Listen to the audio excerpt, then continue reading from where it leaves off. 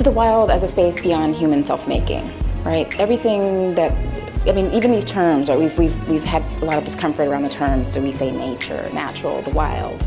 But what we're trying to keep track of is a space that isn't simply a place for human self-making and human metaphor, right? But which is other than that. New York is reimagining itself environmentally. The city has awakened to a belated ecological vision of its futurity. This is a photograph from the 1880s on the Lower East Side. Do you see a single tree? Not one.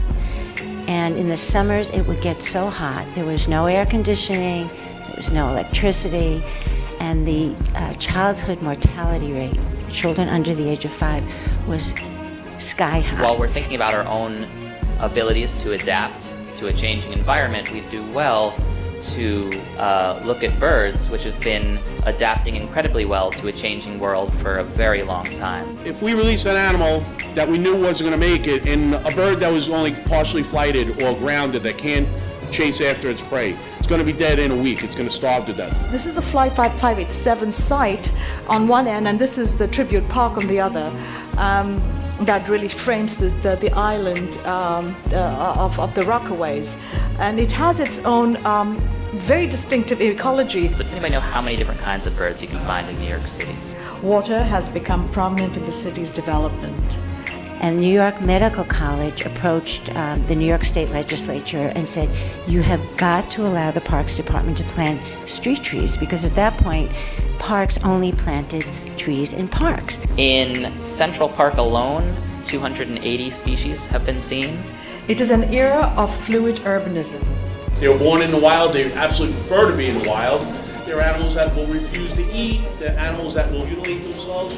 This was being done in Washington, D.C. and other cities, and children weren't dying anymore because they had a place to cool off.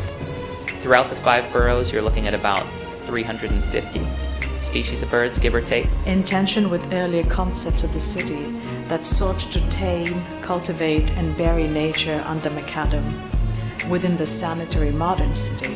That's more than a third of all the birds in the United States and Canada, which is phenomenal. We have 500 miles of coastline.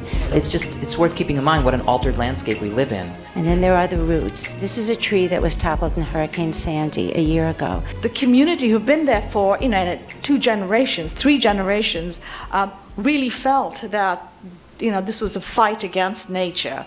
And it says, you didn't break us, Sandy. Because they were still in leaf. Their crowns were filled with leaves, which acted like a sail. With those strong winds, it just pulled them right up out of the ground. So what this image shows, this is actually radar, the type of Doppler radar they use to show weather patterns. But those aren't storms. Those are actually flocks of migrating birds. Peregrine falcons were part of a reintroduction program. Back in the 70s, they were nearly extinct, and the government stepped in, and with captive bred birds, they reintroduced peregrine falcons into various cities. And within all those roots in the soil are thousands, hundreds of thousands of organisms, worms and centipedes and millipedes. And they'll cover a lot of ground. They'll fly for 12 hours straight without a break.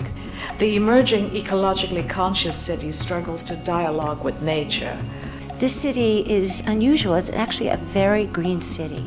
By the morning, by dawn, when they land to rest, they are in this landscape. It's such a change from what they know. And if they are young birds that were born this year, they may have never seen a person before, or a building, or a man-made or human-altered, I should say, landscape. We have very beautiful old parks now with old-growth forest.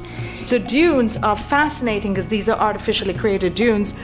They were set up recently to keep the sea out. And I have to imagine it's one of the most radically altered landscapes in the world, right up there with any other mega city like Mexico City, which used to be a marsh, or... Emotional, and how personal climate change is for people who realize their ways of life are very precarious. We see a hawk nest out on Long Island or upstate New York. They see you before we see them, and they'll flush. They'll usually take off. You open up your car door, or you get out to take a picture, they're gone.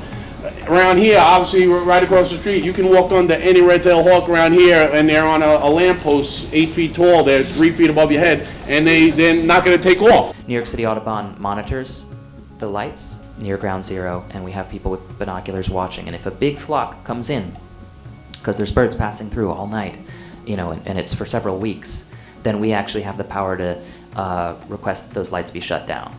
This last week's hurricane has been a really striking example of that tension, right? So that obviously, there's a grave and great human effect on the environment, but of course, a hurricane is beyond human control, right? And this is not just for Rockaways, but my family live in Cochin, India, which is on the water, and they have no money to fight the sea. They can pray all they want, but the storm will still come. The animals that we have here are pretty much all animals that you can see here on any given day in New York City. We're just giving you an opportunity to see them up close. I hope you start to use your eyes and take in that beauty, because When you're up there on top of the Empire State Building, and it's just incredible, they're all disoriented by the bright lights on the spire and circling around it. Hermit thrushes and wood thrushes and Swainson thrushes and indigo buntings and scarlet tanagers and yellow-billed cuckoos and rose-breasted grosbeaks and all these things, mostly by their calls, but sometimes you could pick out some color. the real voyage of discovery consists not in seeking new landscapes, but in having new eyes. Thank you very much. Birds flying high, you know how I feel. Sun in the sky, you know how I feel. Breeze drifting on by, you know how I feel. It's a new dawn, it's a new day. It's a new life for me, yeah. It's a new dawn, it's a new day. It's a new life for me. Ooh. It's a new dawn, it's a new day. It's a new life for me.